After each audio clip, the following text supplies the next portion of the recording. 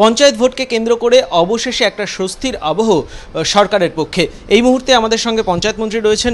সুব্রতবাবু, কি প্রতিক্রিয়া, প্রথম প্রতিক্রিয়া কি দেবেন যে রায় ঘোষণা করেছে? না, আজকে মহামান্য আদালত যে রায় দিয়েছেন আমরা সেই রায়ের অত্যন্ত খুশি, আমরা সন্তুষ্ট।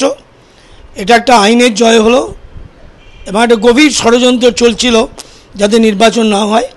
আমরা আদালতকে জানিয়েছিলাম যে এফিডেভিট দিয়েই যে আমরা নির্বাচন চাই, এবং আমরা যে আইনের কথাগুলো বলতাম যে স্টেট ল যেটা রয়েছে সেটাকে কমিশন মান্য করছে না, সেটাও আজকে এই আদালতের রায়ের মধ্যে দিয়ে 42 এবং 43-কে ইনট্যাক্ট রাখা হয়েছে।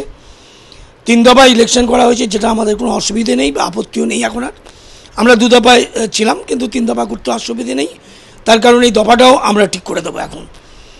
আর 15 জুলাইয়ের মধ্যে করতে বলেছি, এটাও যথেষ্ট টাইম দিয়েছে। একটু অসুবিধা আছে, সেটা বৃষ্টি এবং গরমের, বৃষ্টিটা বিশেষ করে, তাহলেও এবং চাষের একটা কাজ চলবে। কিন্তু তবুও আমরা মনে করি নির্বাচনটা যেভাবে অর্ডার দিয়েছেন তাতে আমাদের প্রশাসনিক তৎপরতার সাথে কাজ করে একটা সুষ্ঠু গণতান্ত্রিক এবং অবাধ নির্বাচনের ব্যবস্থা আমরা করতে পারবো। নিরাপত্তার বিষয়টা যেভাবে ব্যাখ্যা করেছে আদালত, যে অতি স্পর্শকাতর এবং সাধারণ বুথ, সেই বিষয়গুলো কীভাবে দেখে? এটা কোনো নতুন কথা নয়, ওইটা করেই নির্বাচন হয়। অতি স্পর্শকাতর এবং কিছু নয়, সাধারণ, এইভাবে ভাগ করেই নির্বাচন হয়। এবারও এটা তো আমাদের কোনো আপত্তি ছিল না। আমরা তো বলেছিলাম যে প্রত্যেকটা জায়গায় 2 করে আমরা 2 জন করে সশস্ত্র পুলিশ প্রয়োজনে বাইরের রাজ্য থেকেও নিয়ে আসবো, এবং সেটা আমাদের এই অ্যারেঞ্জমেন্ট করতে কোনো অসুবিধা হবে না।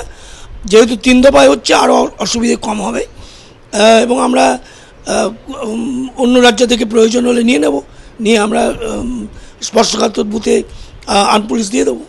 কিন্তু যেটা আমাদের মূল দাবি ছিল যে পঞ্চায়েত নির্বাচনের মিলিটারি বা আধা মিলিটারির দরকার নেই, যেটা ওরা চিৎকার করে তখন প্রতিষ্ঠিত করার চেষ্টা করছিলেন।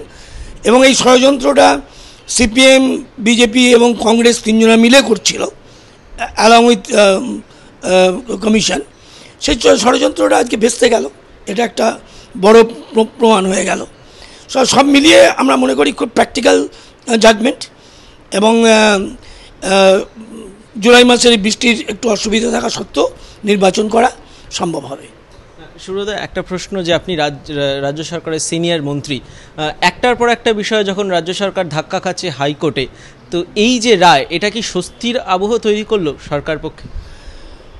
সরকারে আমাদের দপ্তরের এবং অফিসারদের, তাদের স্টাফেদের, তাদের মানসিক একটা বল এবং নতুন করে উৎসাহ তৈরি হলো, এবং যেটা আমাদের প্রশাসনিক কাজে খুব কাজ দেবে। আইনমন্ত্রী বা মুখ্যমন্ত্রীর সাথে আপনার কথা? আইনমন্ত্রীর সাথে কথা হয়েছে, আইনমন্ত্রী যথেষ্ট সহযোগিতা করেছেন, ভীষণই সহযোগিতা করেছেন। মুখ্যমন্ত্রীর সাথে কথা হয়েছেন, এবং তারই পরিপ্রেক্ষিতে আমি এই কথাগুলো বলছি আর কি। 3 দিনের মধ্যে আপনাদেরকে আলোচনা করে, কমিশনের সঙ্গে আলোচনা করে আপনাদের ডেট ফিক্স করতে বলেছে, তো সেক্ষেত্রে কি কি ভাবনা চিন্তা রয়েছে আপনাদের? না, আমি অলরেডি মুখ্যমন্ত্রীর সাথে কথা বলেছি, উনি এই দফার ব্যাপারটা এক্ষুনি আমাদের জানিয়ে দেবেন, টেলিফোনে যোগাযোগ করে রাখতে বলেছেন, এবং জানিয়ে দিলে আমরা 3 দিন পেয়েছি, মানে এটা যথেষ্ট, আলোচনা করে বার করে দিতে পারবো।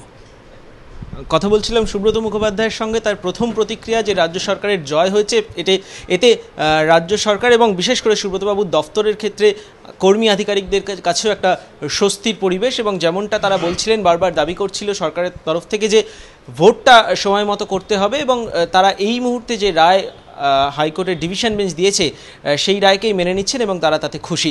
ক্যামেরায় প্রীতম চক্রবর্তীর সঙ্গে সমিত সেনগুপ্ত, এবিপি আনন্দ, কলকাতা।